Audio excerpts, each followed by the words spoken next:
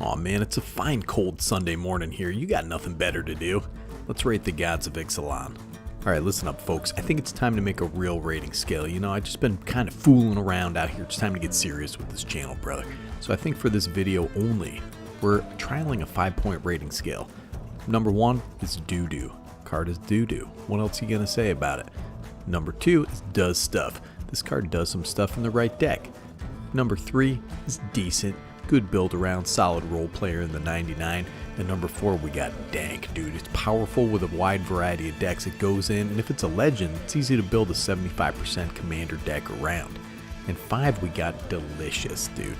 Staple in a wide variety of decks or a top tier commander for a casual meta. I don't do CEDH here, brother. Alright man, we're going straight in. Check out the lore on this big bat. Aclazotz, the great betrayer, is the bat god of the night and the veil between life and death on Ixalan. He's the eternal enemy of the threefold sun, dude. I mean, listen, threefold sun, screw that guy. He's responsible for vampirism on Ixalan, as Saint Elendra of Garano learned dark rituals from him. There's a whole story on this guy if you want to look it up. He's pretty central to the whole thing. Alright, right off the bat we got Aclazotz, the deepest betrayal, 3 black for a legendary creature, bat god. It's a 4/4 with flying and lifelink, pretty decent stats there for 5 mana. Whenever it attacks, each opponent discards a card. For each opponent who can't, you draw a card. Whenever an opponent discards a land card, create a 1/1 black bat creature token with flying. And then it has the land thing on the back. Dude, I'm not going to read it because who cares about this anyway? Bro, I hate discard. It's like the one thing in this game that tilts me, man. Like, what the heck? What am I supposed to do? Sit here with nothing in my hand, top deck mode, while the game drags into the 7th hour? You know what I mean? I could be playing Elden Ring here, dude. I'll aim everything I have at a discard deck. I hate it. I don't know what it is about this strategy, man, but all too often 3 people sit there doing nothing while one person swings in for 3 damage. You know, I'd rather scoop and go watch The Sopranos or something. Well, listen, old Alcohol Tots is a discard enabler, and isn't a bad one at that, dude. He's got a neat aesthetic too. But if this is your commander and I have no cards in hand, what are we even doing, dude? Alright, listen, I gotta focus here.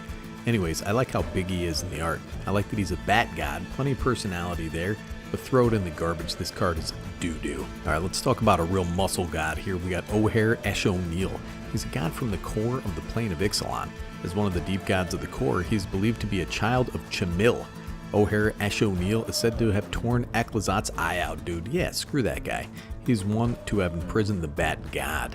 So this guy, he's the deepest might. 2 red for a legendary creature god. It's a 4/4 with tramp stamps. If a red source you control would deal an amount of non-combat damage less than Ojer Axonil's power to an opponent, that source deals damage equal to that power instead.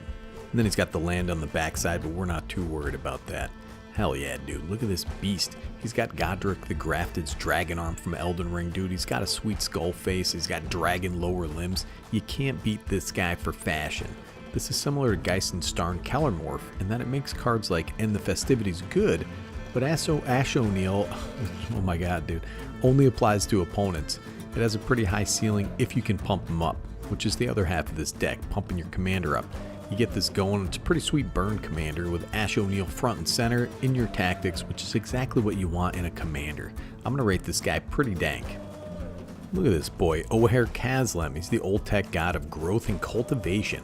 As one of the deep gods of Ixalan's core, she is believed to be a child of Chamil. I thought this was a dude, I can't lie. She is one of the lesser gods primarily worshipped by gardener orders, dude. So your gardeners out there worshiping Kaslem. The deepest growth, 3 green for a legendary creature god, has trample. It's a 6/5. Whenever it deals combat damage to a player, reveal that many cards from the top of your library. You may put a creature card and or land card from among them onto the battlefield. Put the rest on the bottom in a random order. Has a Temple of Cultivation on the back. We're not too worried about that though. Yeah, I built a little budget deck around this guy, doing green things out there. The fit, the fashion on this guy. If I had to pick 3 things to be made out of in the world, it would be butterfly wings number 1, a dude second, and slap old big old snakes on my butt, dude. This is a super powerful commander that goes nuts in a lot of decks. Fairly powerful as a build around as well. The fact that it gets a land and or creature can be really bonkers in the right deck. This guy, he's delectable, he's delicious, probably my favorite of the Ixalan gods. Now this guy, Ojer Pakaj, is the Old Taq god of time, dude. As one of the deep gods of Ixalan's core, he is believed to be a child of Chamil, second highest ranked god after Ojer Taq, which we'll get to in a minute. So this guy, he's the deepest epoch. It's 2 blue for a flying 4/3. Whenever you cast an instant spell from your hand, it gains rebound. When it dies, return it to the battlefield tapped and transformed under its owner's control. It comes back as the Temple of Cyclical Time. And if we're building around this guy as a commander, we're not going to worry about that too much, dude. Look at this fat snake, brother. Your grandmother was texting me last night looking for Pakaj. Get that big chunky snake up in the command zone, and you're looking at a very unique draw-go deck. I did a little deck on this guy, and it's pretty neat. It's pretty functional. It's a foiled deck, you know what I mean? You're foiling all your opponent's stuff. It's a control deck with lots of instants, lots of interaction. This is also pretty great to get value off of in a Talran deck or a Betrayal deck or something like that. Check out my deck techs if you want. This is a dank card for sure, brothers and sisters, and anybody that appreciates a snake in the night. This one is dank. Now, Ojer Taq, he's the Oltec god of civilization, Congress of all people past, present, and future. They are closely associated with Chimil, so this is a they now, and as one of the deep gods of Ixalan's core, they are considered one of her children. They are the chief of the deep gods, with Ojer Pakaj being second to them. Ojer Taq, the deepest foundation, is 4 white for a 6/6 with vigilance. If one or more creature tokens will be created under your control, 3 times that many are created instead. When it dies, return it to the battlefield tapped and transformed under its owner's control. It comes back as the Temple of Civilization, and I don't even care about the dang Temple of Civilization, brother. Alright, well, take a look at this art, man. It's a couple dudes hanging out. Looks like a Duran Duran album cover out of the 80s, man. This is roommates, alright? This is Three's Company. They're merging into each other in the night, dude. Don't question it. It's fine. It's interesting from a mechanical perspective. Tripling tokens, but only creature tokens. It's a neat build around, but also shines in these Selesnya token decks. Think Risk the Redeem, stuff like that. I think it's a fairly costed card at 6 mana. Cards like this just kind of rub people the wrong way, you know what I mean? Because they were like, oh, this is lazy game design. It's just meant to be a chase mythic. You know, I can't disagree, but I think this card is fair. A 6/6 with vigilance isn't winning any games. Needs a lot of setup. Needs a lot of other cards to get going.